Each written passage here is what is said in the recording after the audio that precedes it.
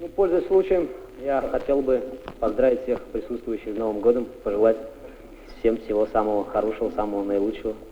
Счастливого 87-го года. Севилья. Опять с Карповым играть. Снова с Карповым играть. Тоже 96 партий сыграли с ним. Не считая как бы там каких-то там турниров, я имею в виду небольшого в матчах на первенстве мира. На первенстве мира, да. К этому моменту было 4 партии. 4 ничьи турнирные были. То есть 100 партий сыграли. То есть было, получается, 100 партий было, значит, да. И я, получается, что, вел +1, да, наверное? Угу.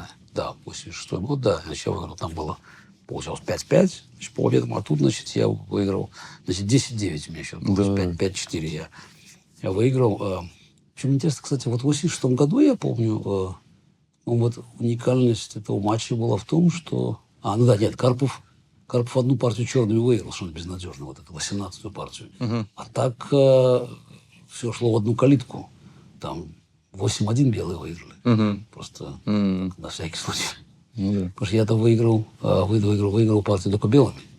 Вот, 4-ю, 8-ю, 14-ю, 16-ю, 22-ю. Я только белыми выиграл. Перед Севильей я думал, надо какие-то вот свежие идеи. И тогда вот у меня появилась идея вообще попробовать там новый первый ход. Не D4, не E4, а C4 пойти. Карпов играл обычно английское начало. И вот у меня возникла там идея в главном варианте, который там главном, так, 4 коней английском, который Карпов играл, слон B4, слон G2, вот, рокировка, там E4, конь G5, слон C3, BC, ладья E8, F3, вот, E в коне F3, это считалось теория, это D5, на CD ферзь бьет D5, черный белый, очень хорошая позиция была считалась. Вот я использовал ход D2, D4. Потом вот я от у Васи Иванчука выиграл короткую партию, да, миниатюру в первенстве СССР в 88 году. Была моя новинка D4. Очень подробно мы смотрели. Ну и, соответственно, начали смотреть все остальное потом. Разные варианты. Хотя обычно Карпов всегда играл E5. Ну, конечно, пойти E6, перейти в ферзевый гамбит, что он потом и сделал. Вот так C4 было. E4 мы тоже смотрели, но у меня не было уверенности, что можно сделать. Потому что Карпов начал на Каракан играть. Вот, Каракан с конь D7 на 4-м ходу с Соколовым. И как бы не было понимания, что точно там делать. Ну, основные силы были на ход C4 первый. Я решил, как говорится, начать так играть.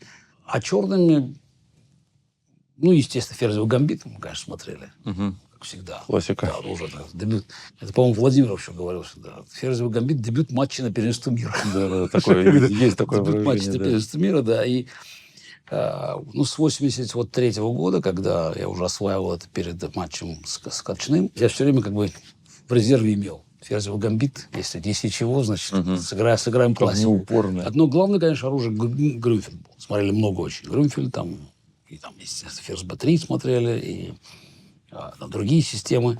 Но, надо сказать, что Карпов нас тоже там удивил. Вот. В целом, кстати, он, конечно, готов к матчу был вот уже гораздо лучше. Потому что у него обновление было. Перешел действительно уже как бы на репертуар, который полностью соответствовал его как бы пониманию шахмат. И Каракан там, и ферзевый гамбит. Но там проблема будет в английском начале, когда он будет экспериментировать. Вот его попытки играть что-то не свое, они, в общем, создавали проблемы. А так, в целом, он, в общем, был действительно готов практически идеально. А вот у меня начался вот кризис, я помню. Вот это был по существу для меня матч-реванш. Вот 87 год стал матч-реваншем. То есть формально матч-реванш в 86-м, но тогда я еще как бы боролся, доказывал что-то. А здесь явно вот этот эффект матч-реванша. Опять Карпов вернулся, и надо защищать свое звание. А кроме того, матчи же были постоянно, и это вот выиграешь этот матч, и 3 года потом. Такая мысль, что можно потом 3 года... Спокойно жить. Да, что следующий матч через 3 года. Вот. Поэтому вот все, что я хотел, это как бы отбиться. Вот как бы сохранить звание. А тут места для творчества как-то не оставалось.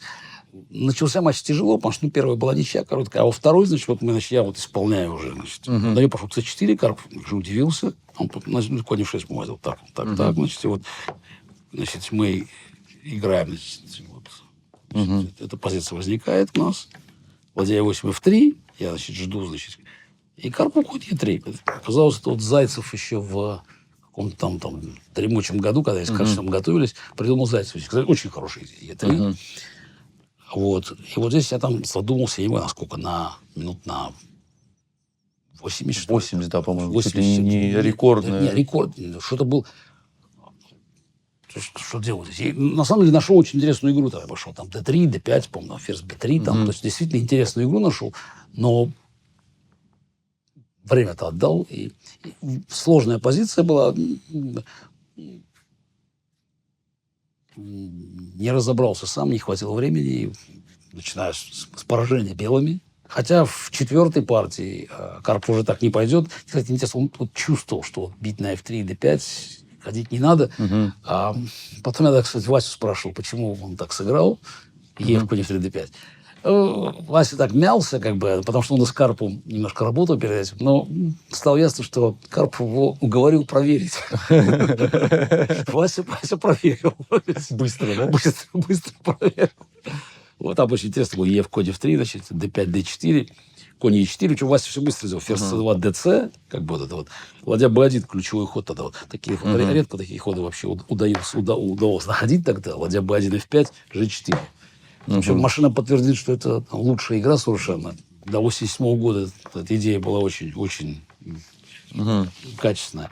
Карпов начал потом экспериментировать, потому что, например, в четвертой партии он пойдет ферзь Е7 пойдет здесь. Ферзь Е7, Е3, конь Е5. Я там пошел из конь D4, там жертвой пешки, он пойдет конь D3. Я там хорошо, кстати, выиграю. В итоге я отыграюсь. В четвертой партии я отыграюсь.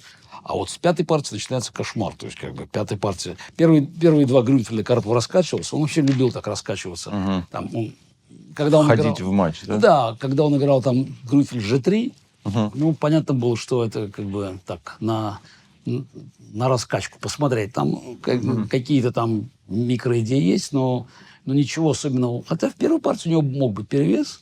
Вот, а в третьей партии тоже снова был Грюнфель G3. Но понятно, что в пятой партии он должен был начать играть нормально уже. Hoy, los prolegómenos del juego respondieron a la expectación despertada por esta quinta partida, tras el paréntesis causado por el primer descanso de Karpov. Ambos jugadores fueron aplaudidos a su llegada al Teatro Lope de Vega, si bien el grupo situado en la puerta por donde entró Karpov era algo más numeroso. Los jugadores llegaron al escenario en el orden habitual. Kasparov un minuto antes de que el árbitro pusiera en marcha el reloj de las blancas, y Karpov 2 minutos más tarde. Pero este conservadurismo en las costumbres no se mantuvo en el tablero, donde la revolución estalló desde las primeras jugadas. Karpov avanzó 2 pasos su peón de dama. То, что главное, что он подготовил. И вот пришлось столкнуться. Слон D5, CD. D5, E4. Значит, тут уже главный слон G7, слон C4. C5, конь E2. Конь C6, слон E3. Там рокировка. Слон G4 я пошел, F3, конь опять. Ну, тогда как бы это считалось как бы табией. Значит, ну, слон D3 хода мы готовились. И король бьет на F7 здесь. Слон 7. Ладья F7, FG. Значит, ладья F1, король F1. На самом деле, большое откровение было в тот момент, потому что в книжках, там, дебютные книжки, которые я читал, как бы это слон F7 сомнительный ход, потому что там партии, дремучие партии, там, Корчной какой-то, 54-й год, какие там, в общем, черным все хорошо, потому что эта пешка не имеет значения. Поэтому для меня это было таким шоком. А потом начинаю задумываться. Потому что интересно, тогда же такая позиция, она, кстати, для черных объективно хуже, потому что эти пешки лучше держать. Кстати, я потом несколько раз буду даже пытаться CD брать, но это все не лучшая идея. Вот. А потому что при этих пешках, ну, как бы больше, у черных больше возможностей сохранять. Все-таки немножко закрыта линия С. А на самом деле позиция непростая, потому что у белых есть несколько планов. Ну, самое интересное пойти Е5 и Ж5, просто парализовать просто фигуру эту. Но кроме того, пешка лишняя. И здесь в очередной раз я там тоже думал, там очередные, я не знаю, сколько там 80, опять тоже какое-то огромное количество времени. То есть снова трачу. Надо что-то делать уже здесь. И интересно, что как раз нашел инстинктивно в этой партии, я потом буду пытаться улучшать, и на самом деле будет только улучшаться. А в этой партии нашел самый лучший ход. Ферзь D6. Я пошел. Угадал, что бить не надо. Значит, Карпов пошел здесь. Это пятая у нас. Да, Карпов пошел Е5. Пошел Е5 Карпов. Ферзь d5. Карпов пошел слон f2 здесь. Да. Слон f2 пошел. Я пошел ладья f8. F8. Да, потом я ладья d8 буду пытаться ходить здесь, на самом деле. Здесь ладья f8. Угу. Король g1. Слон h6. Угу. h4. Да. Здесь dc был ход, значит. h4. Ферзь f7. Угу. Очень хороший такой важный. Слон g3. Слон e3 шах. Король h2. 2. а, И ферзь c4. Ферзь c4. Вот такой ход еще сделал. И, в общем, очень хорошо разыграл все. Все тут парализовано теперь у белых неожиданно. А у черных уже... Все, потому что конь как странно стоит. Ладья b1, ладья b1, d6. b6, ладья b2, по-моему. Да. Ну, такой корпус, такая перегруппировка. Ферзь d5. Да, теперь я неожиданно коня сейчас ставлю на c4. Хорошо играл, но время отдал. Вот, тяжело получалось. Что здесь пошел? Ферзь d3. Ферзь d3, конь c4, ладья b1. Да? Ладья b1. Ладья b1. Здесь я сделал странный ход b5. B5. B5, да. Значит, ну вот опять тут... А надо было ходить... здесь был ход g5, да. И, в общем, у черных очень хорошо. Черных хорошо, значит, потому что тут после взятия там конь начинает сюда заходить. Такой немножко ход непростой, конечно, g5, парализующий все. Белым было сложнее найти. На самом деле b5, когда я просто ладья b5, конь бьет e5, у меня идея, там, слон e5, ладья f2, там, мне показалось красиво, что можно попробовать двинуться. Ход ничего не портит еще, но после g5, мне кажется, черных уже просто инициатива была. Да? Такое ощущение, что вот здесь. Вот. Когда я пошел b5 здесь, вот, но Карпов не взял здесь пешку. Не взял. Он пошел... Король h3 сыграл, да. Ну, я, естественно, пошел h6 теперь, да, здесь. Да. Теперь мне казалось, что тут, конечно, закрепил теперь уже. Вот. Ну, опять, черным здесь... Черный ничем не рискует. Конь g1 пошел, да, как? Здесь конь g1, cd. cd. Конь f3. Конь f3. И здесь... Ладья d8. Я пошел ладья Ну, логично вроде. d8. Ладья d8, да. Да. Тут хороший ход Карпов сделал. А4, да, А4 здесь. Я нашел. Подорвал. Подорвал все-таки. Да, я пошел ДЦ здесь, да? Да, ну вы тут оба уже в цейтноте Да, были. ДЦ, ферзь бьет С3. Вот, но здесь-то возможности как бы... Ну, у черных не хуже позиция. Вот, но я бы как-то пытался понять, как я могу здесь какие-то угрозы создать. Вот Ферзь e6. Ферзь e6. А надо было играть... Не, очень сильный ход. Или ферзь e6 хороший ход, Лучший да? ход. Лучший ход. А ферзь e6 еще нашел ход, ферзь e6. Да. Да. Ну да, ну аж 5 же я хочу пойти, да, теперь? Да. Да. Король h2 ушел. Да, король h2. Карпов. Король h2. Здесь я пошел... Ладья d5 надо было играть. Просто укрепить надо было. Да. Да. А я что-то начал... Конь d2, что ли, я пошел? БА. Да, БА, ладья b4, конь d2. Да, вот это. Да. Совершенно безумная самая идея. Да, просто укрепиться. Укрепиться, и, в общем, все крепко. Пешка висит. После ладья d5, АБ, G5. Может, там слоном идти просто на b6. Слон b6, да. b6, да, я смотрю. Конь b6. e3, в перспективе. Да. Ну, все равно черных красиво. Красиво все. Все лучше позиция. Опять, это, кстати, вот ходы, которые у меня всегда не очень получались. Это профилактический ход. Закрепить. Все. Вся же конструкция стоит, в общем. Ход БА просто ее разрушает. БА, ладья b4, конь d2. Ну, это вообще, куда это я пошел здесь? Здесь как-то... Ну, ладья b4 пошел, да, здесь просто? Да. Ладья А4 теперь сразу. И дальше начались какие-то совсем уже... Конь f1 шах. Конь f1, король А. Ладья d1. Пошли мат ставить, да? Я не знаю, куда я пошел. Куда я пошел? Сейчас смотрю на пояс, а чего я тут полез? А что там делать ладья d1? Я что-то не вижу. Нет, это где-то 22-ю партию напоминает, но они не совсем не та конструкция. А угроза есть хоть одна у черного? Вот что-то... Вот полностью, как говорится, отключился. Да. Цейтнот жуткий был. Да, ну цейтнот, но все. Коня с c4 вообще, когда смотрю на пояс, ужас. Коня с c4 на f1 перевел. Просто, да. И ладью... Все стояло, все закреплено было. Проходная пешка была здесь, значит, конь закреплен, ладья могла встать. То есть, на самом деле, играл очень хорошо, но все, то есть, потерял полностью контроль. Если бы конь на e3 стоял, вот хорошо. Ну, да, коня слона убрать сначала надо. Ну, да. Вот. Позиция, мне кажется, одного роля. Ферзь c2 он пошел. Да, ферзь c2, ладья c1, ферзь e2. Ферзь e2. Да. Ну, тоже ошибка, но тут уже все. Тут у вас оставалось по несколько секунд уже. Да. Не H5 я сыграл, что ли? H5, да. H5 сыграл. Ну я, естественно, хочу мат поставить. Ну, H5. H5 хочу мат поставить. Теперь я понял, для чего я поставил все это. Да, слон Е1. Ладья 1, что ли? Ферзь D7. Ладья 1 надо было играть. Вот. Так вот, главное, что опять уже загнал туда свои фигуры. Ну вот еще ход сделал. Ну, я, наверное, боялся размена здесь. Но я же хуже учил. Чтобы отвлечь от защиты, да? Ну да, естественно, да. Ну, после ферзь C4, наверное, просто Эншпиль здесь. И, Угу. да. Мне, наверное, просто Эншпиль мне не нравился. Да. Ну, черных, наверное, хуже Эншпиль уже. Ну, ничья тут какая-то. Ну, тут... АЖ, да, АЖ. Да. АЖ, ферзь 4, да.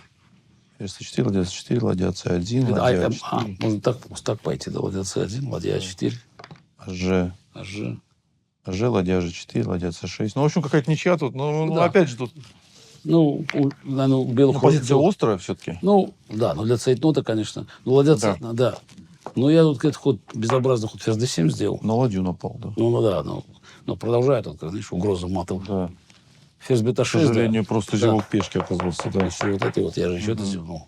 Я же забыл, что еще на G6 висит. Да, есть ладья А1, запоздалая. Забыл, да.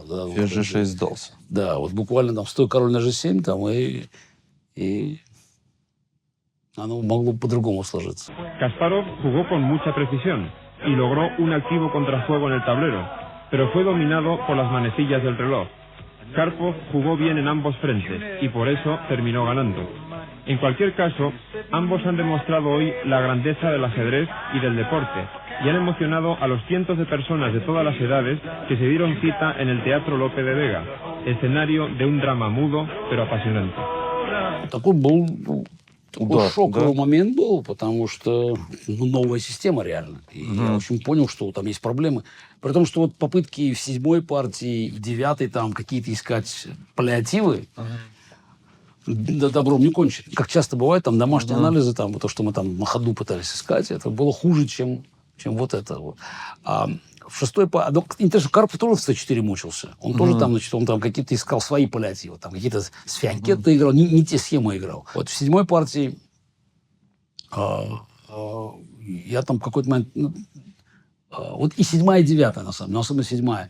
Я опять получаю позицию сомнительную, и обе партии я при доигрывании спасаю. То есть матч дико сложно стал. Да, матч дико сложный, но вот там начинается вот какая эпоха доигрывания. Значит, доигрываний. И при доигрывании мы огромный перевес при доигрывании. Во многом Сережа Долматов, конечно, помогал, потому что вот 7-ю партию трудно откладываем, 9-ю тоже опасная, я спасаю. 7-ю спасаю, 9-ю спасаю. 17-й, кстати, Карпов мог поставить проблему, даже не понял, что там проблемы были, откладывание было. 19-я партия, 19-ю я тоже спасу при доигрывании. То есть, на самом деле, я занимался спасением в основном. Спасением утопающих, делал рук самих утопающих. И 23-й, 24-й, 2 доигрывания еще будет. Вот. Ну, 23-й я просто сам виноват, потому что мы опять лучше проанализируем. То есть, интересно, что дебютный Карпов был здесь, он был хорошо готов, у него объективно была такая инициатива дебютная. А при доигрывании мы компенсировали все. Отложенные партии, у меня был игровой перевес там был на моей стороне. То есть вот 7-ю партию я спас, 8-ю Карпов опять играл какой-то там Фианкетто с C4, вот неудачно играл, и я получил перевес и очень хорошо выиграл партию. Хорошая партия, 8-я партия. Это счет сравнялся, да? Счет опять сравнялся еще.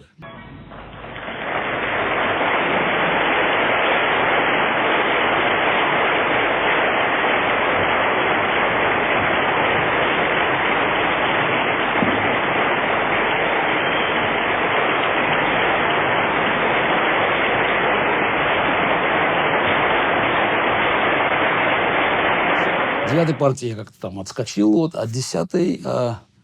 в 10-й был первый Каракан, но я там играл довольно без зуба. Вот, там ничья будет в 10-й партии. И вот 11-я партия, снова, значит, Карпов сыграет систему со слоном бета-7. Вроде бы там все, как говорится, получается у меня нормально, потому что я там план ферзь d6, он там пошел уже не e5, а король g1. И там получается эндшпиль. Хороший. Ну, вот эта позиция черных хороший эндшпиль там взял, значит. Слон G7, слон C4, C5, конь E2, конь C6, слон E3, значит, там рокировка, значит, слон G4, F3, конь A5, значит, взяли на F7, взяли на F1. Ну, тут я уже понял, что надо вернуться, прекратить всякие СЦД-эксперименты, которые мы там делали. Вот. Значит, ферзь D6. Снова я пошел, он пошел король G1 на этот раз, пошел E5. Я пошел ферзь E6, ферзь D3, ферзь C4. Разменялись. Слон F2. CD, E5.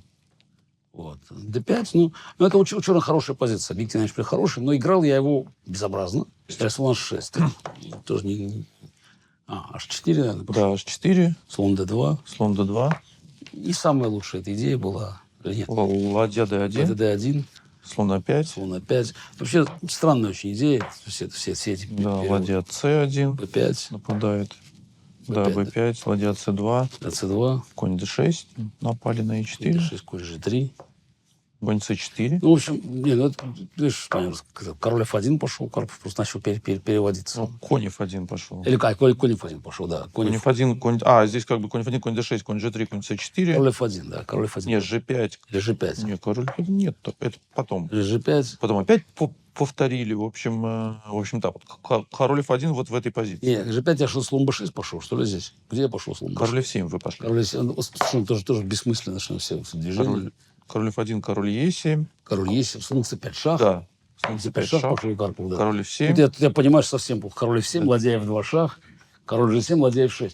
Но вообще, как бы вот Карпов уже считал, что все, уже конец. Вот. Значит, ну тут как раз вся идея заманили слон B6. Теперь неожиданная ситуация все-таки за счет коня C4 сильного. Ситуация меняется, потому что надо было, я не знаю, куда уходить слону. Вот, ну, я не знаю, бить на B6, АБ сразу, черным все в порядке. Я не знаю, уходить слоном куда здесь можно? Не знаю, здесь не написано. На Е7. Ну, с другой стороны, ну, тут, наверное, тоже уже слон Е7, я сейчас смотрю так. Ну, ладья Е8, нет, слушай, я смотрю, нормально. Ладья Е8, D6, слон D8, вот так. Так же можно пойти просто. И все-таки отобьются черные.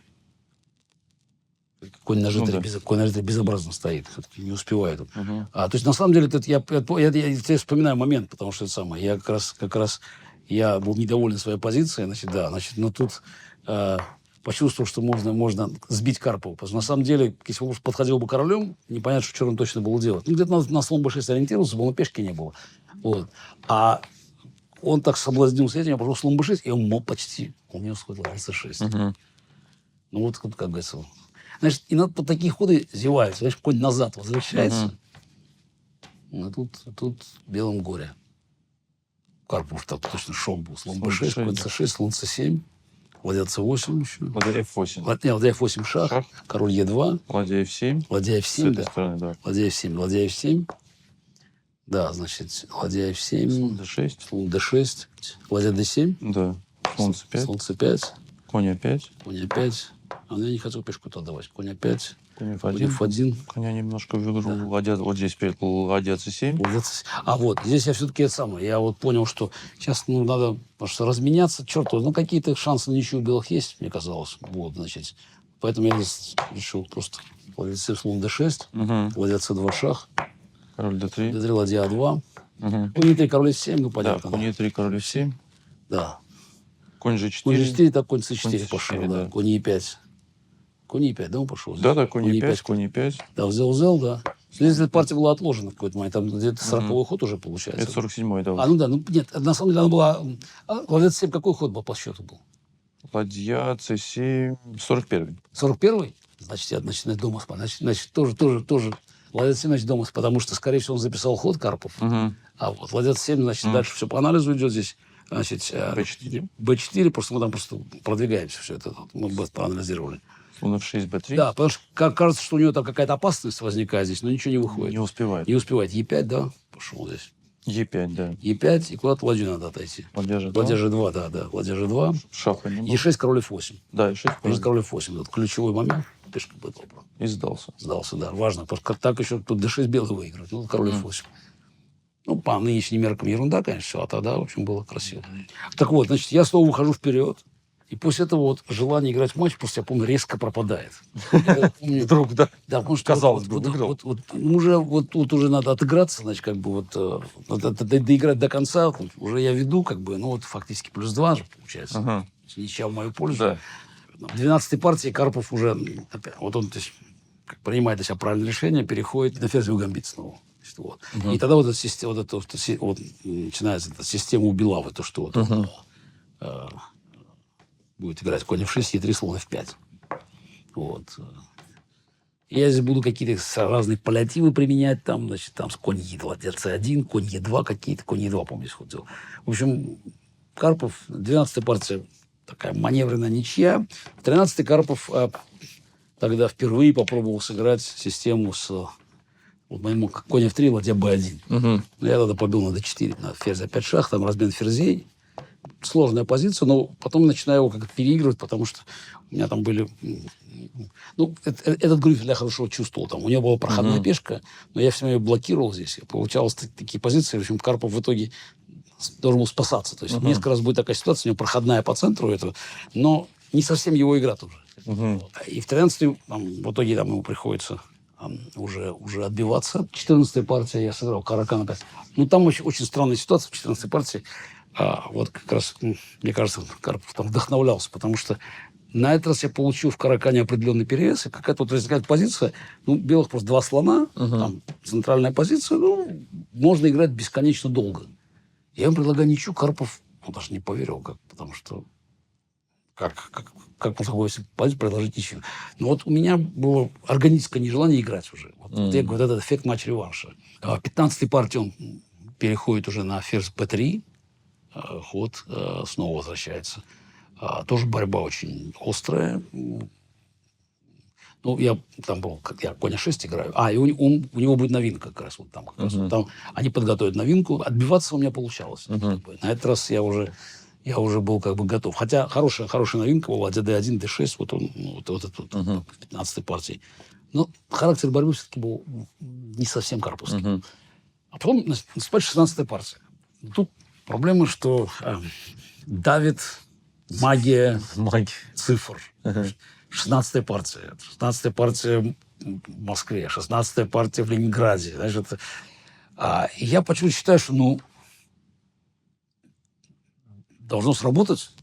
Поэтому совершенно очевидно, что это ничего делать не надо просто пожестче вперед пойти. А Карпов подготовил, они как раз 16-я партия, там очередная такая новинка не очень качественная, но интересный вариант c4, он уже пошел, там e5, и меня удивил. То есть вот там очередная зайцевская идея, немного необычная, если бы c4, e5, как там было, так, значит, то же самое вот эта позиция, конь g3, слон b4, слон g2,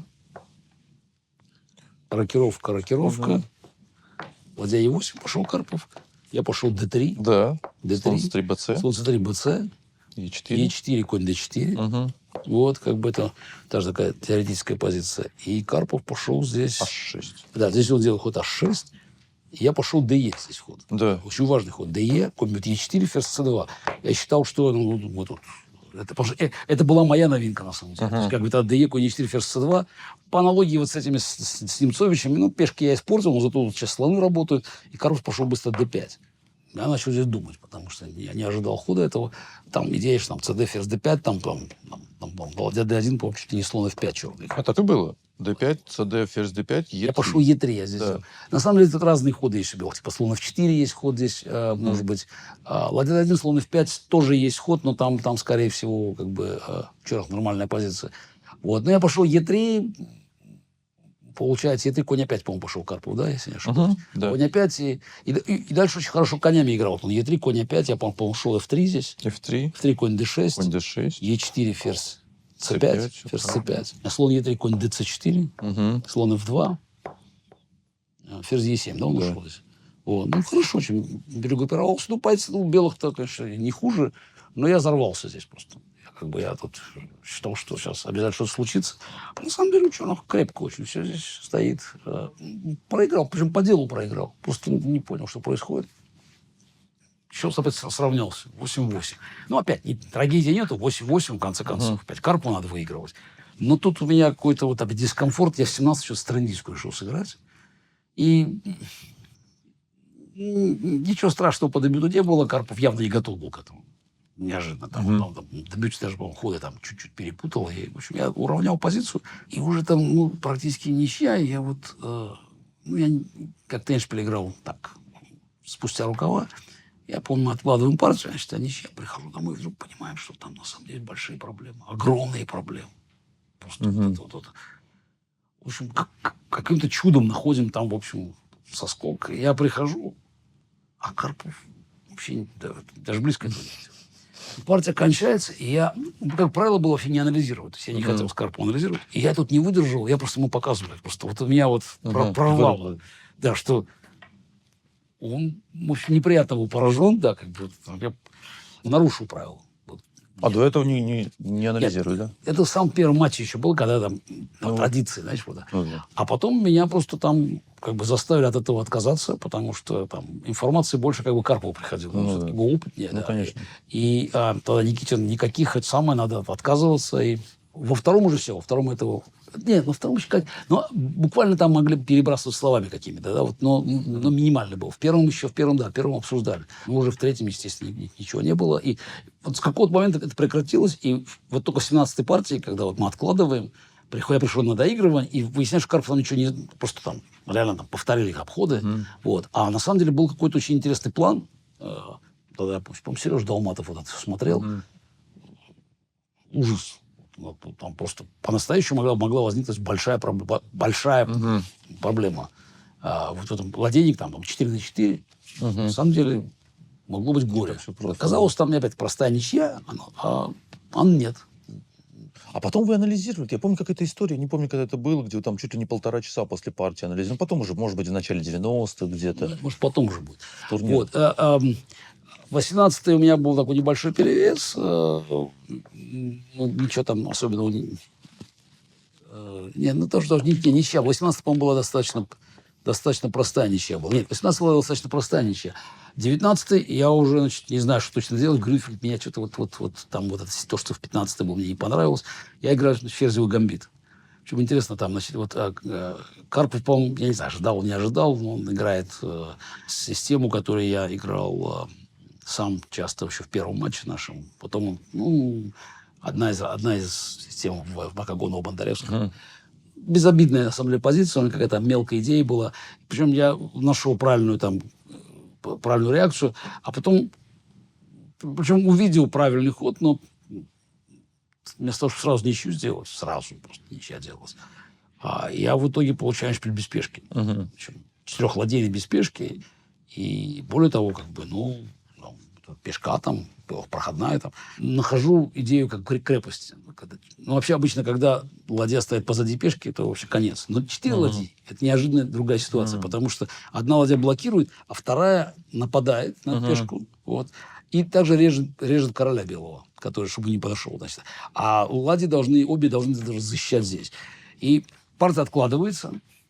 Мне казалось, что должна быть ничья, крепость, как бы. Но мы начинаем смотреть, и там, вот я помню, тоже Долматов находит там идеи разные за белых. То есть тут как бы 3-3, тут пешка у него стоит, 2 ладьи вынуждены защищать пешку А, потому что одна моя на А7 блокирует, а вторая, пешка на 6, а вторая на 6-м ряду стоит.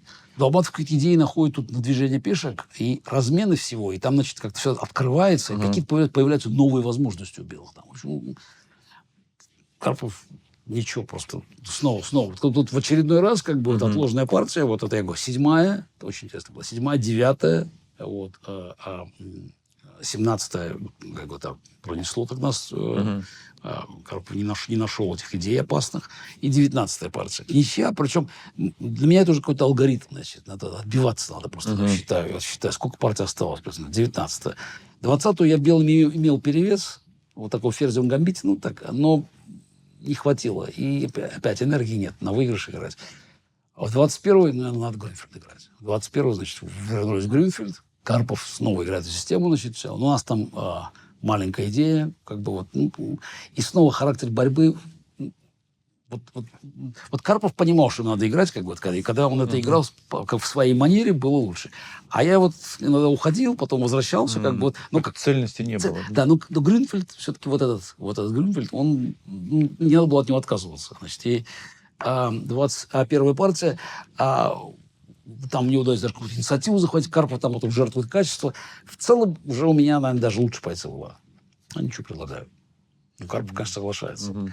Там комментаторы там жалуются, там, я помню, там, Леонид Гарсия, а что такое вообще? Что...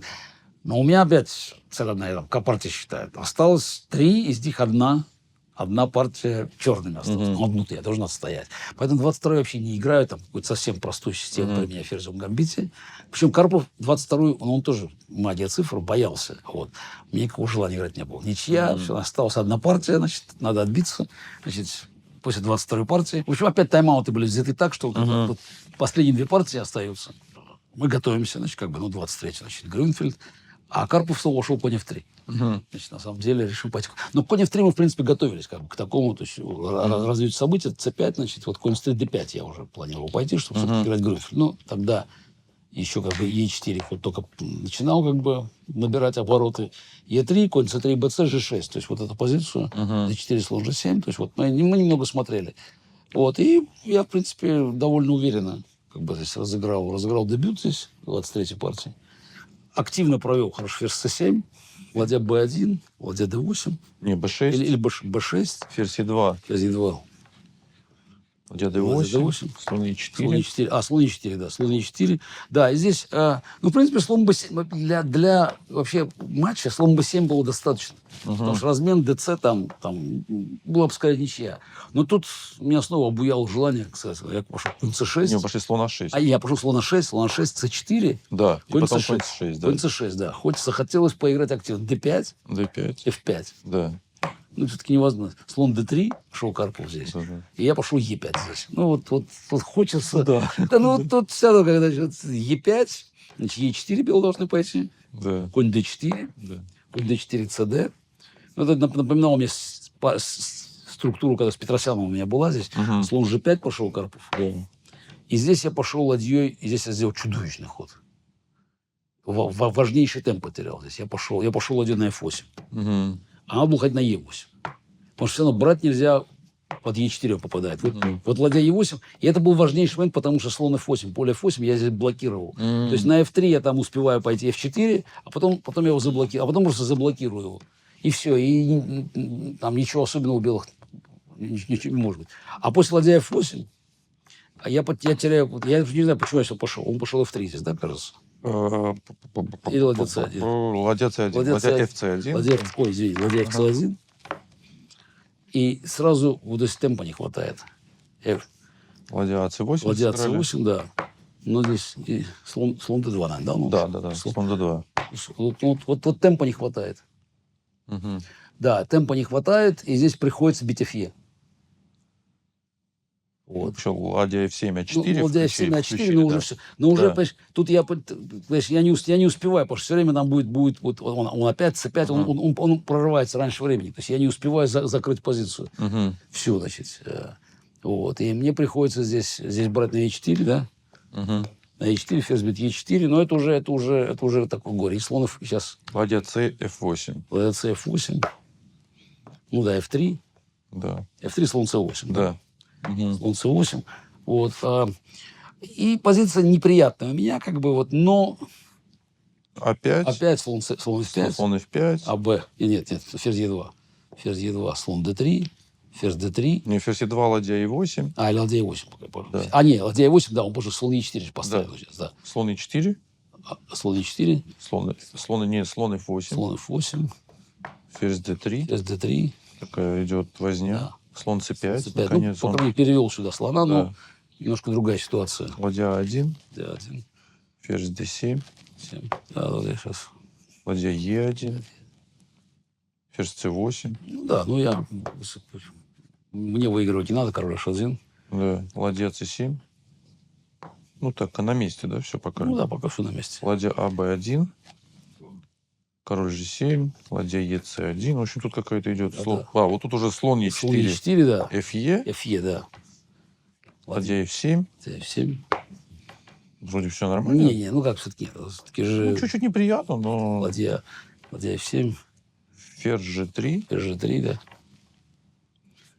Ба, слон a5. Вот, здесь я дернулся. на самом деле ничего не происходит, да, значит, Да. как бы, значит, да.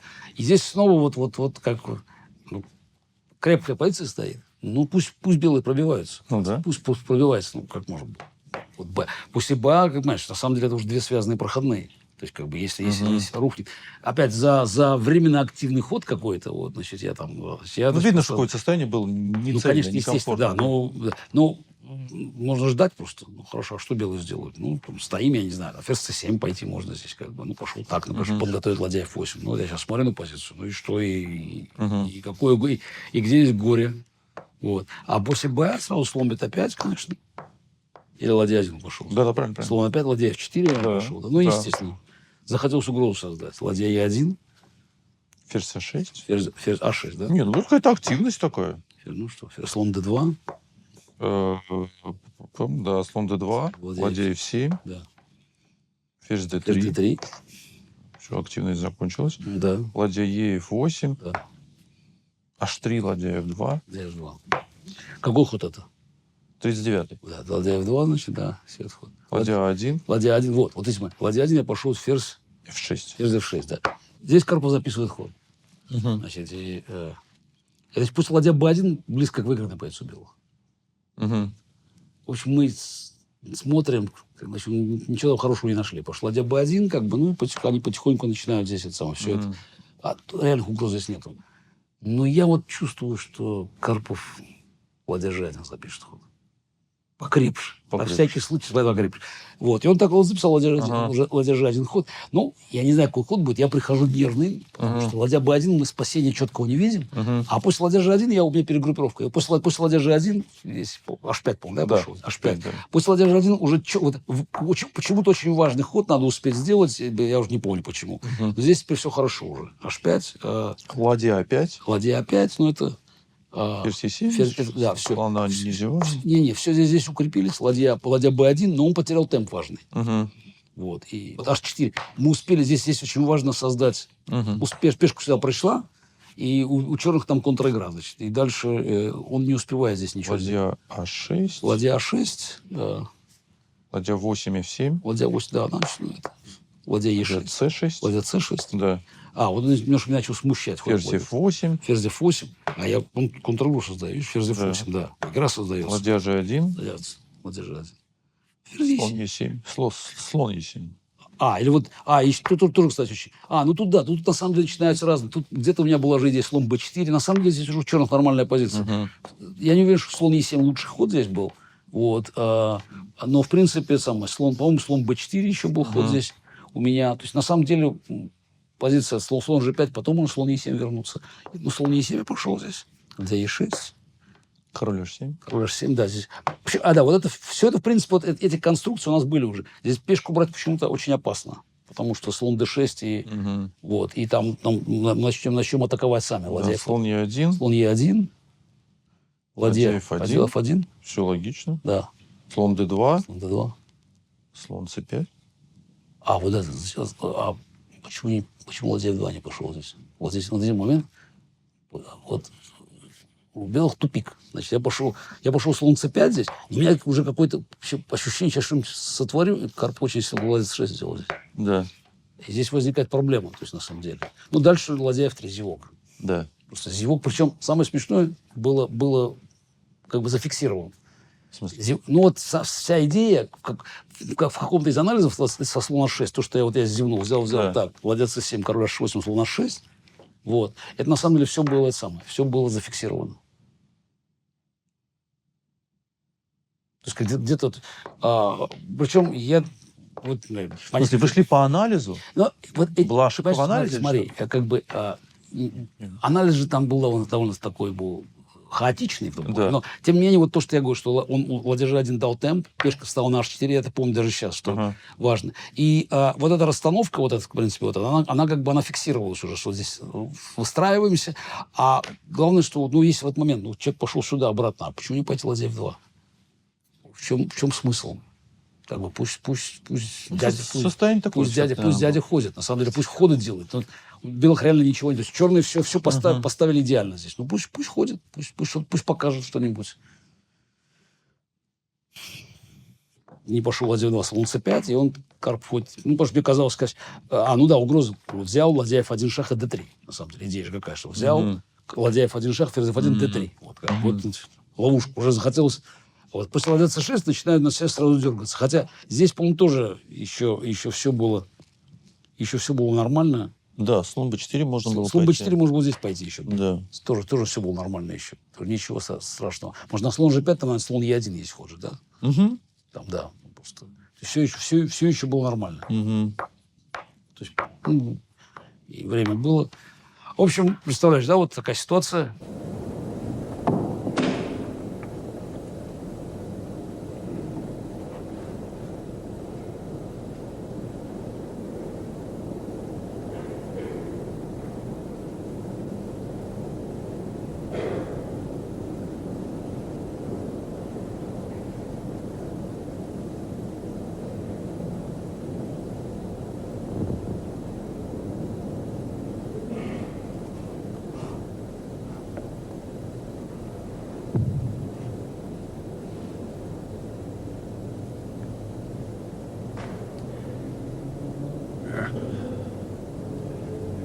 In afgrijzen kijkt hij even naar rechts.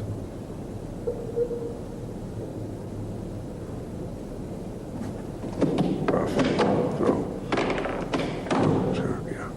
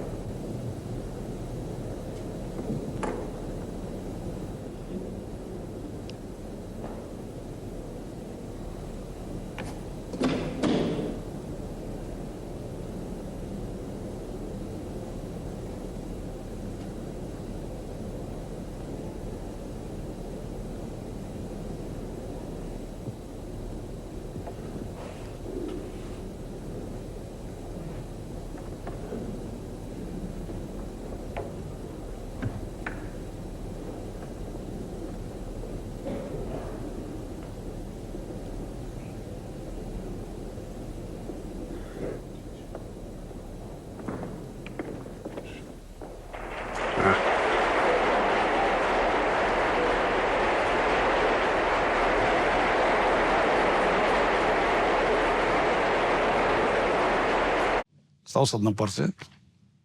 Которую надо обязательно выигрывать. Надо ее выигрывать. При том, что весь алгоритм, начиная там где-то там партия с 11, был на то, чтобы надо матч завершить как можно скорее. А после 16-й партии просто четко все в отбой перешло. После 16-й партии быстро было сделать там ничьи, отбиться, закончить, уехать, чтобы этого матча не было.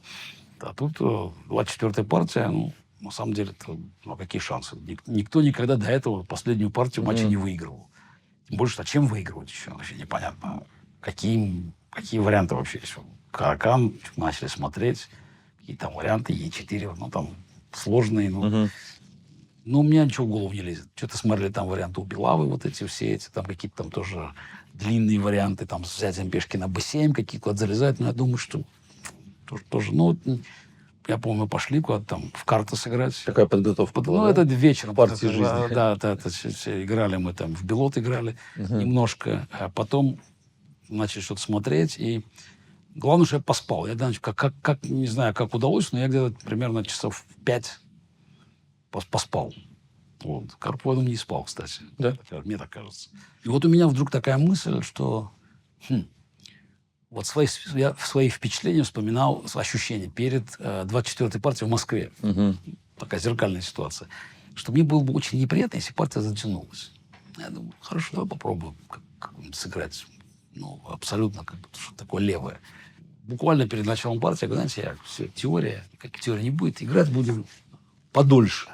Посмотрим, как говорится, хватит ли у него там энергии, терпения.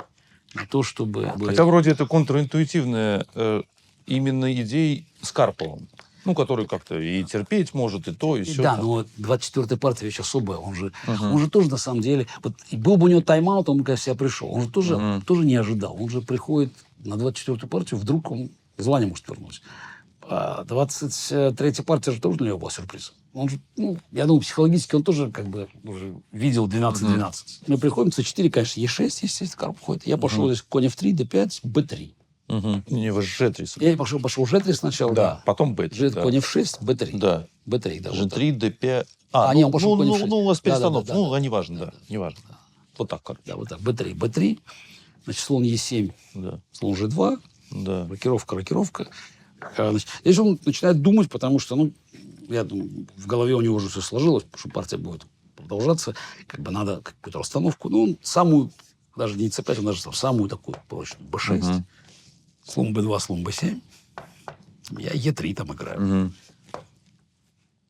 e3, конь d7, или конь e4. Конь d7. Конь d7. Конь d7, да. Конь c3. Ну, конь Конь c3, да, конь c3, да. Конь c3, здесь конь e4. Ну, как Да. начинает здесь меняться. Но я понимаю, что меняться надо сохранять фигуры, на самом деле. Ну да, иначе как бороться? Да, значит, конь e2, Да. слон f6. Не, а вот здесь опять он дернулся. Ну, да, как бы, ну, опять, ход делает. На самом деле же проблема, он пытается найти какие-то решения, такие паллиативы, то есть меньше риска, покрепше, поменять фигуры. Вот. И время идет. Чуть-чуть время, я все время имею какую-то фору времени. Опять, значит, d3, слон f6, ферзь c2. Опять d3, слон f6, да, ферзь Ферзь c2. взял. Да, ферзь b2, конь d6. Конь d6. Ну, так, ну, опять ничего особенного нету. Как бы. А cd пошел. cd, слон d5. cd, Карпов вел слоном. Ну, можно и пешкой был, но он как бы он опять, он старается, как бы, слон d5. Слон d5, d4. Да. d4. Да, c5, да? Да. c5, ладья d1. Вот. Ладья c8, да? Да, ладья c8. Конь f4. Да. Вот. Слон f3. Да. Вы знаете, вот всегда вот чуть-чуть как бы там, ну, понятно, что никакого особого риска нет, но все-таки маленькое уже достижение. Ну, человек слона отдал. Слон f3, ферзь e7, да, был? Ферзь e7. Хотя очень крепко учел. Просто очень крепко. Представить, что Карпов проиграет такую позицию, очень трудно. Да. Ладья c1, ладья d8, да? Да. d8. dc. dc, да. Конь c5. Конь c5. Конь c5 сыграл, да. b4. Ну, вот чуть-чуть начинаем здесь как бы создавать проблемки. АБ, А b, ферзь ферзь b4. b4. Все равно, конечно, я смотрю, как крепче не бывает, да? Да, Ферзь c7. пешку защитить. Ну, не зеваем. А3. Да. Мы тоже не зеваем пешку. Конь f5. Конь f5. Ладья b1. Ладья b1, ладья b1. Взял. Взял. Ферзь Sorry, c7, ферзь c7, конь C7, d3. Конь d3, да. Конь d3. Ну, надо как конь у меня на f4 стоит хорошо, а это стоит все-таки очень крепко. Значит, какие-то создаем угрозы потенциально. Какой-то эндшпиль маячит, слон против коня. Пешка какая-то там крайняя. Ну, все равно ничья, конечно. Но элемент такого вот дискомфорта, он проявляется. Потому что позиция все-таки, она простая совсем, но надо сделать ничью. Вот ничья сразу не получается. Карпов ищет, как бы вот ее здесь вот, сделать попроще. Значит, h6. Ну, еще в цейтнот попал. h6, да, он попадает в цейтнот еще, h6, кстати. Да, лучше вообще на g6 ходить. Но опять, Карпов не любит такие ослабления, хотя в этой ситуации лучше было g6. Потому что у меня же нет чернопольного слона. Вот h6, я пошел, ладья c1. Вот возникает как-то вот... Напряжение какое-то, да. Напряжение неприятное. Что считать надо. Да. А времени нет. Вот, да, время. Конь e7. Конь e7. Ладья у нас защитит здесь. Да. Да. Вот. Значит, Ферзь b5. ферзь b5. Ну, продолжаем давить. Ферзь b5 это что? Ну, просто пока, чтобы конь d3 он грозит, конь b4. Ферзя просто убрали здесь под удары. Ферзь Конь b5. f5. Конь f5 обратно. Обратно, да, не знаю, что делать. А4. Начинаем двигаться здесь, пытаться. Конь d6. Конь d6. Ферзь b1. Ферзь b1, да. b1. Пешка там уже, смотри, чуть-чуть начала двигаться. А время бежит. Ну есть уже угроза. Есть угроза. Опять, Да. угроза. Опять угроза, да. Ферзь a7. Ферзь а7. Конь e5. Неожиданно здесь. Знаешь, вот отсюда. Конь e5. И здесь Карпов начинает. Впервые возникают серьезные угрозы. Значит, ферзь а4 спасает партию. Ферзь а4, ферзь а3. Вот это вроде бы, если я правильно помню. Да. Ферзь а4, ферзь b6, ферзь а3. Но, понимаешь, надо же поставить фигуру, все это висит. Вот. И здесь вот, когда такие ситуации возникают, как инстинкт Карпова, знаешь, вот и то, что его в первом матче, значит, забрать материал, а там посмотрим. Конечно, он чувствует, что это опасно. но все-таки пешку забирать, последнюю вот эту. И вроде угроза, потом бьет на А4 конем. Да. Я понимаю, что этот ход проигрывает партию. Значит. Смотри, я здесь бью на С8, конь С8, и я начинаю здесь думать. Ну, ферзь Б5 напрашивается ход. Он выигрывает партию. Да. Нам напали туда, напали Не, ну, ферзь Б5 выигрывает партию, потому что ферзь Б5, там конь Д6, ферзь С6 выигрывает партию, все. Там проигранная позиция. Но вот я до конца, хочу посчитать до конца вариант, пока до конца сразу не могу. Ферзь Б5, конь Д6, ферзь С6. Да. Ну, и какой-то тут опять длинный вариант. Да, ну белые выигрывают в конце. Выигрываю, да. Да, ферзь С6, да, как бы, и белые должны выиграть партию. Но я, знаешь, вдруг я почувствовал, что есть шанс, когда конь Е5, я после размена на С8, я начинаю думать просто, значит, считать. И вот здесь происходит вот сцена, значит, ну, формально, наверное, Гейсон был прав, формально. Но то, что он сделал, там могло поменять ход шахматной истории. Это, как бы, я это не могу забыть. И, в общем, его решение, конечно, было... Ну, он не имеет права вмешиваться, на самом деле. Вот рассказ про то, что я должен записывать ходы был... Я один не записал на бланке ладья C8, конь C8, я думал. Но я не сделал следующего хода еще. Вот подойти в момент, когда решалась судьба матча на первенство мира. У Карпова флажок стоит практически вот так уже стоит. Значит, да, там реально секунды остаются. Я должен принять сейчас историческое решение. Значит, я вот сижу, думаю, подойти, похлопать меня по плечу, сказать, я должен записывать ходы. Ну, такой формализм. Идиотский формализм. Да. Я не знаю, если эту партию я не выиграю... вообще это сделал? А это вот идиотизм педанта, на самом деле. Человека, который, в общем, неплохой арбитр, но это вот по букве, значит, вот есть буква закона, надо записывать ходы. Ну, подожди, я же могу сделать следующий ход, вот потом можно сделать замечание. Но понятно, что я не записал, потому что цейтнот, последняя партия. Я вот даже когда сейчас говорю, я просто думаю, вот это крайняя степень идиотизма. Потому что... Ну, непонимание ситуации. Нет, непонимание ситуации.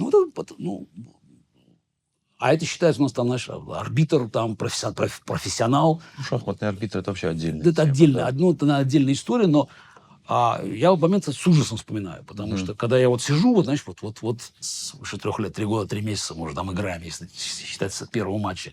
24-я партия, значит, мы уже играем здесь там 70 дней, там 2,5 месяца играем здесь матч. Вот. Последняя партия, решающий ход, причем ферзь b5, конечно, я бы сыграл ферзь b5 даже в блиц, но я хочу посчитать. И когда меня дергают, я так дергаюсь просто. И я молниеносно, я начинаю записывать. Я хожу в ферзь d1 просто. Значит, вот просто вот... Не записан? Нет, я вынужден записать, потому что он сказал, я ладья c8, конь c8 я нужно записать, да. Значит, я начинаю дергаться уже и делаю ход ферзь d1. Кретин какой. Голландец. Понятно, что Карпов... Нет, ну он в смысле такой, он же такой... Да, хорошо, я не буду. Да. Ну, ход конь c5 Карпов... в цейтноте мог найти ход. И тогда, конечно, жизнь по-другому сложилась бы. Потому что конь c5 и ферзь d1 шах, там конь висит. На этих своих секундах Карпов тоже понимает, что когда все висит, как он ходит конь e7 здесь. Конь e7. Какая драма жуткая. Ферзь d8 шах, так, по крайней мере, забрали пешку здесь. Конь g6. Успевает Карпов выскочить здесь. Ферзь e8. Я хожу здесь. Ферзь e7. Доказывает. Ферзь бьет А4, ферзь бьет F7, слон Е4, король G8. Надо из подсвязки уходить. Ферзь B5. Ферзь B5. B5, хороший. Конь F8. Пешка. Ферзь бьет B6. Пешка. Ферзь B6, ферзь F6. Ферзь B5, ферзь E7. 40-й ход, да? Все, да. 41-й ход. 41-й ферзь B5. Да. Ну, вот я думаю, я записал ферзь b5. Ферзь b5. Может быть, записал ферзь. Ну, вот, неважно. Вот эта позиция, как бы... Приходим домой. Ну, к этому моменту уже все ясно. Ферзь b5 выигрывал, но Карпов тоже выпустил ничью. У нас обоих. Я выпустил выигрыш, а он выпустил ничью. Определенный перевес у меня, потому что все-таки борьба продолжается, как бы еще. То есть, как бы, я-то еще выигрыш не выпустил, а он ничью уже выпустил. Для него это, конечно, такое. Ну, сложнее, да? Сложнее, да. В общем, он, конечно, был в худшем состоянии психологическом. Значит, но снова позиция отложена. Я оценки позиции до сих пор не знаю. Ну, как у нас любят говорить, 50 на 50. То ли выигрывают, то ли не выигрывают белые. Ну, понятно, играть можно бесконечно долго. Я думаю, это Карпова раздражало, потому что понятно было, что будет сыграно 100 ходов здесь. А что нет? Я буду играть до конца. Вот сколько можно, столько буду играть. Двигать пешки там на одно поле и ждать, пока, как говорится, кто-то не свалится. Ну, хорошо, двигать пешки можно, а план какой? И вот мы начинаем думать, как бы прикидывать, что делать здесь, как бы я, значит, смотрю. И тут вот нам опять тоже Сережа Долматов, значит, вообще-то план единственный, пешку на e5 поставить надо будет. Наверное, придется пешку нам тут, может быть, на h5 ставить свою. И дальше единственный шанс, это как бы все это расставить, не знаю, где это будет, и поменять ферзей. А потом попробовать... Ну, другого плана не видим просто. При ферзях не выиграть. Значит, тебе надо как-то поставить пешку на e5, попробовать поменять ферзей, заставить черных поменять ферзей. Хотя тоже не понятно, как заставишь, но, по крайней мере, попробовать. И попробовать как-то выиграть эндшпиль за счет того, что конь будет не очень ограничен. Но если пешка стоит на h5, белая, то все-таки она на белом поле стоит. Это не совсем то. Если черные пойдут g5... Ну, там, тогда свои какие-то, может быть. Тогда, может быть, там план с f4 какие-то получится. Но, в общем, везде есть какие-то есть проблемы. Ну, черные могут пешку там на g6, например, держать. Как бы, ну, мы считаем, например. Могут так стоять. Может, мы считали это наиболее. И стоять. Вот g6, поставить g6 и стоять. h4, если h5, то тогда g5 пойти, в принципе. Ну, в любом случае, более-менее я план представляю, значит, мы начинаем играть. Я прихожу, Карпова еще нету. А партия, надо сказать, она же транслировалась на испанском телевидении. По-моему, единственная партия в истории шахмат, которая там полностью транслировалась. Ее начали показывать на телевидении, а потом, значит, прервали там, потому что, по-моему, теннисный матч был, Кубок Дэвиса. Пошли возмущенные звонки телезрителей. Верните шахматы. Верните шахматы. И она была практически все 5 часов. Ее комментировали, значит, вот Леонсио Гарсия и Рикардо Кальва. Потом много лет меня там в Испании на улицах узнавали, потому что 5 часов в эфире там главного канала. А играли мы в зале театра Лопе де Вега. Очень красивый. Да, очень такой зал был. Ну и притом, понятно, там моих болельщиков было больше. И я помню, когда вот я пришел на доигрывание, там уже толпа людей стояла, там кричали, это Суэрте Каспаров. Удачи, Суэрте.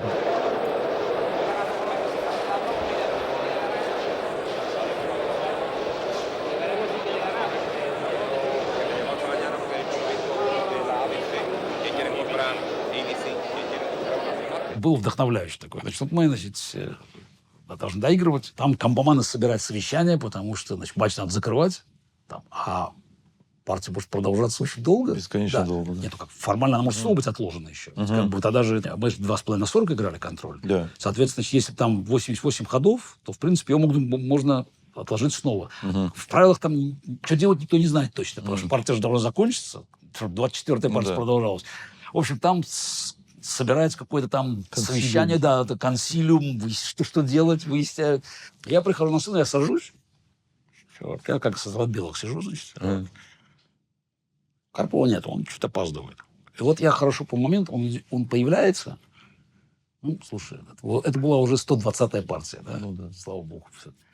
Я понимаю просто по его глазам, что не веришь, что он спасется. Вот видно, что вот он идет, ну, не Голгофа, но, в общем, не то. Вот что-то внутри там надломленное. Меня это вдохновляет. Ну, а дальше то, что происходит. Король G2 я пошел здесь, да? Король G2. G6. Да. H4. Ферзь А5. Или ферзь А5. Я начинаю ходить. Ферзь G7. Ферзь G7. Ферзь C5. Ферзь C5. Ферзь F7. Ферзь F7. И вот теперь H4. да. И тут Карпов это H5. H5, да. Я не верю глазам своим, когда это. Кто решил это, как решил? Но это психологически, это должен быть надлом такой, потому что ему хочется как бы зафиксировать позицию. Но теперь уже позиция проигранная. Пешка стала на белое поле. Вот теперь уже весь план начинает работать. Вот, потому что теперь все эндшпиля будут проиграны. Удивительно. Я смотрю просто... Глазам не верю, да? Ну как? Может, просто поставил пешку, там белое поле поставил. Все. Теперь, значит, я при любом размене, значит, все, это все зафиксировано. Обычно как бы на одном фланге слону трудно против коня, как бы, но все-таки там добиться. Да. Но когда все на белом стоит, это совсем другая история. И теперь я уже понимаю, значит, нам надо сейчас провести свой план и найти момент размена ферзей. Значит, ну, скорее всего, значит, теперь уже надо будет, я понимаю, надо будет создавать что-то дополнительную угрозу, там будет перевод слона там, то есть на e8. Но я все пока исполняется ферзь c6, пока я тут как бы, опять можно походить немножко. Ферзь e7. Слон d3. Слон d3. Да. Замучили Карпова. Ферзь F7. Ферзь F7. Ферзь D6. Ферзь D6. Король G7. Король G7. И пока так все, да? Без Солнце Е4. E4. Ну, все, пешка Е пошла уже вперед. Король G8. Король G8. Ну, теперь он начинает стоять, Карп. Слон C4. C4. Король G7. Ферзь E5. Ферзь E5. А в надежде на ферзь E6, видите? На ферзь F6. Ну, видите, да, я просто побью F4 пойду. Ну да. Этот уже Эшпиль выиграл. Так я поэтому говорю, а в надежде на ферзь F6. Да. Именно из-за этого. Эшпиль уже, теперь я знаю, что Эшпиль выиграл. Потому что там уже вот, после размена F4 здесь, значит, если он пойдет E5, то я просто королем начинаю идти. Опять, вот это его губит. Вот эти пешки его губят. Хотя слон неправильный угол здесь, но это уже не имеет значения. Значит, ферзь E5 шаг, король G8. Король G8, ферзь D6. Ферзь D6. Король G7. Король G7. Слон B5. B5, да. Немножко сейчас здесь. Король G8. G8, слон C6. Слон C6. C6. Ферзь А7. Ферзь A7. Да. E5. Ферзь B4. Ферзь B4. А, не, ферзь B4, я прошу. Ферзь B4 я играю. Да, ферзь B4. Пока не торопимся. Ферзя не дать. Да, ферзь B4, да. Да, вот опять, здесь важный момент. Дело в том, что торопиться E5 здесь нельзя, потому что мне надо будет слоном на его становиться, чтобы не было шахов пока. Поэтому пока я ферзь B4 хожу. Ферзь C7. Ферзь C7, ферзь B7. Ферзь B7, да. Ферзь B7. Все, я план выполнен. Значит, теперь после размена слон B7 получаем у нас искомый эндшпиль. Вот с этой пешкой. Все, и дальше... Потому что если он не ходит Е5 и все, я просто сказал самое F4, Е5, просто иду королем, он не может коня активизировать, потому что прикован. И просто белый король обходит его. И там дальше, ну, стояние такое безнадежное, может, белый король, ну, куда-то вот сюда придет. Все здесь кончится. А коня здесь начинаем мы отлавливать, потому что король не может подойти. Вот это из-за этой слабости. Вот. Поэтому Карпов тут убег. Но он, как всегда, мне кажется, он до конца плана этого не видел, но раз я ставлю ферзя под размен, надо уйти. Ферзь D8. Пошел ферзь D8. Е5. Е5 теперь. Теперь Е5. Ферзь на диагонали стоит. Это, по-моему, 57-й ход. 50, да, вот все. 56-й был ход ферзь b7. Да. Это 57-й ход. А ферзь d5, слон e8. Слон e8. Слон E8. Слон, да. так, ну, вот теперь как ферзь c5, Да. ферзь f7 шах, Шах.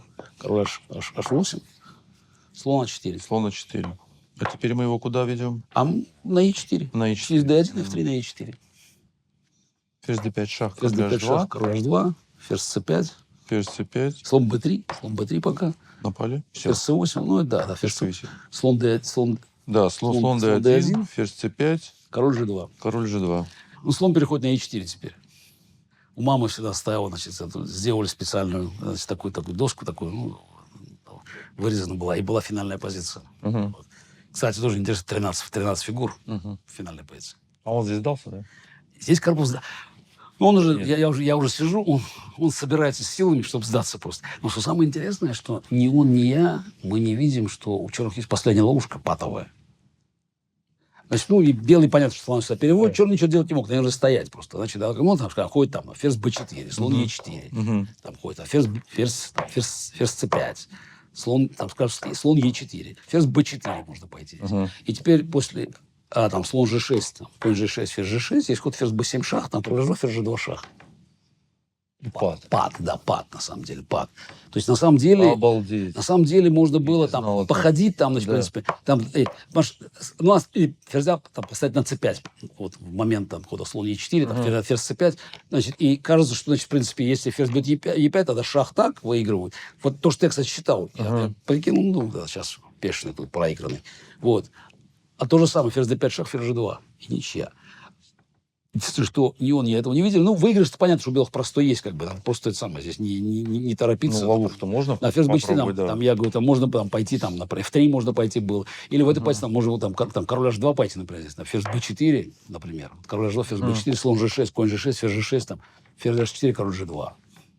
Так вот. Ну, то есть, все выиграно.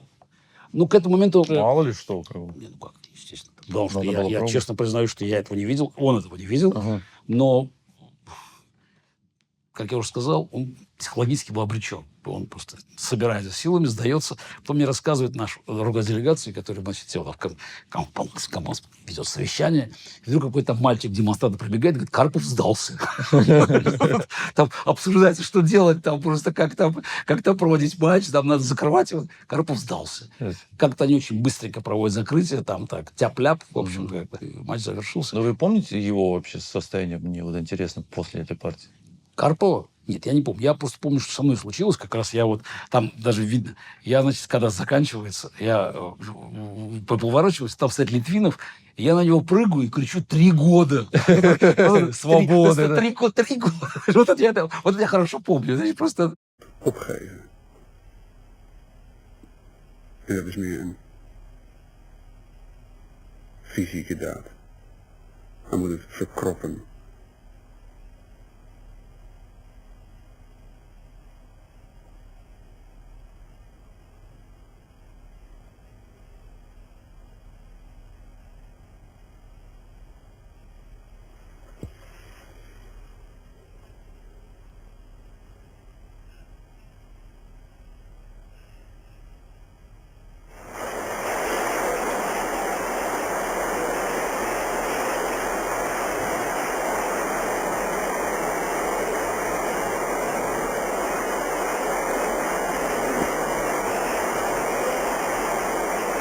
Ik denk dat ze allebei zo in de band waren van met name de afgebroken stelling, want vanaf dat moment zijn ze aan het analyseren gegaan.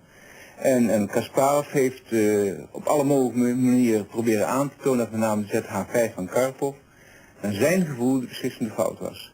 En ze blijven maar analyseren, 8 minuten lang, terwijl daar, nou niet honderden, maar echt duizenden mensen waren. Er waren 3000 mensen in het theater en in het casino wat erachter is. En ik geloof op het moment dat die scène zich afspeelt, dat alle 3000 mensen inderdaad in het theater waren. Het was, ik heb het al eerder gezegd, een dolle boel. En ze bleven maar analyseren. Nou, op laat.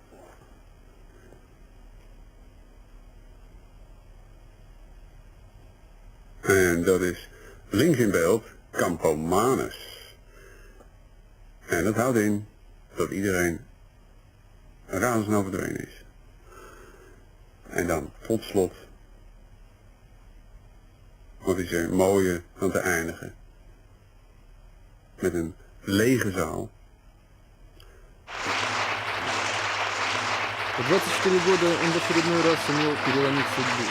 И этот вечер был бесконечно счастливым и бесконечно уставшим. Позади 4 труднейших матча, 120 партий, взлеты и падения, блестящие победы и жестокие поражения. Теперь это в прошлом.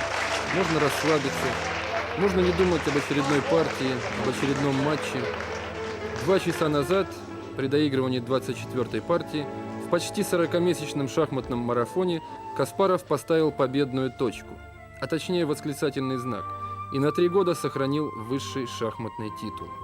Ну, скажем, по общему мнению, мы играли очень хорошо матч, оба участника.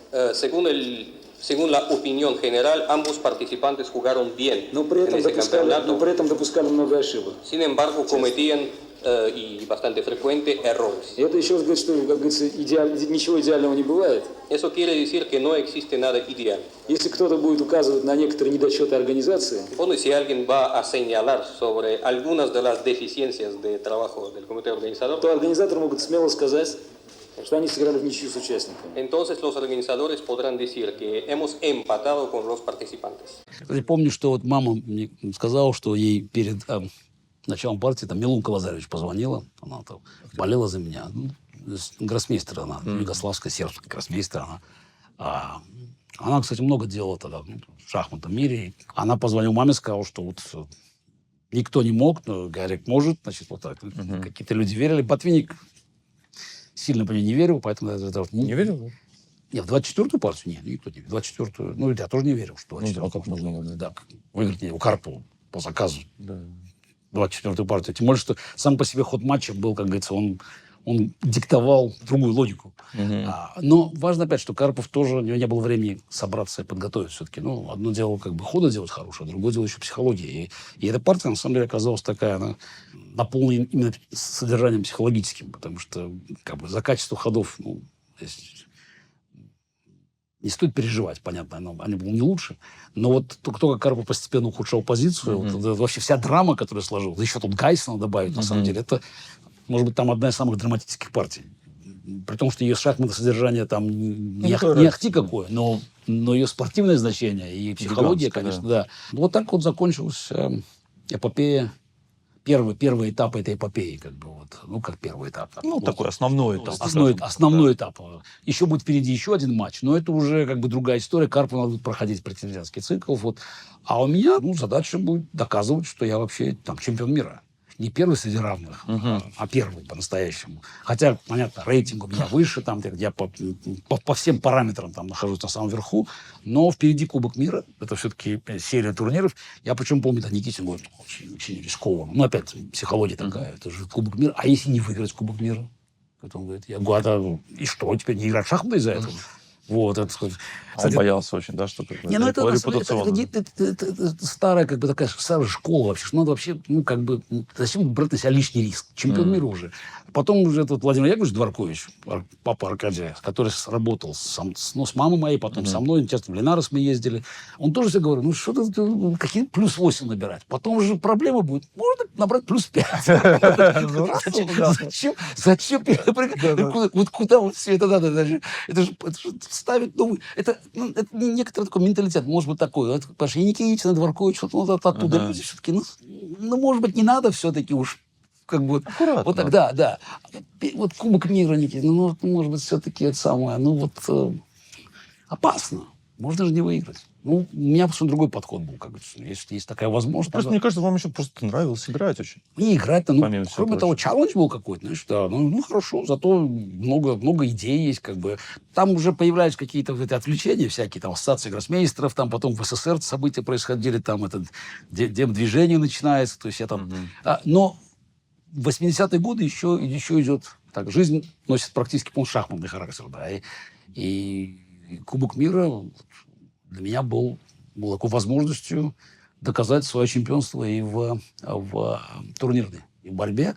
А кроме того, я уже понял, что 2800 это не фантастика. То есть это можно, это трудно, но это, в общем, реализуемо.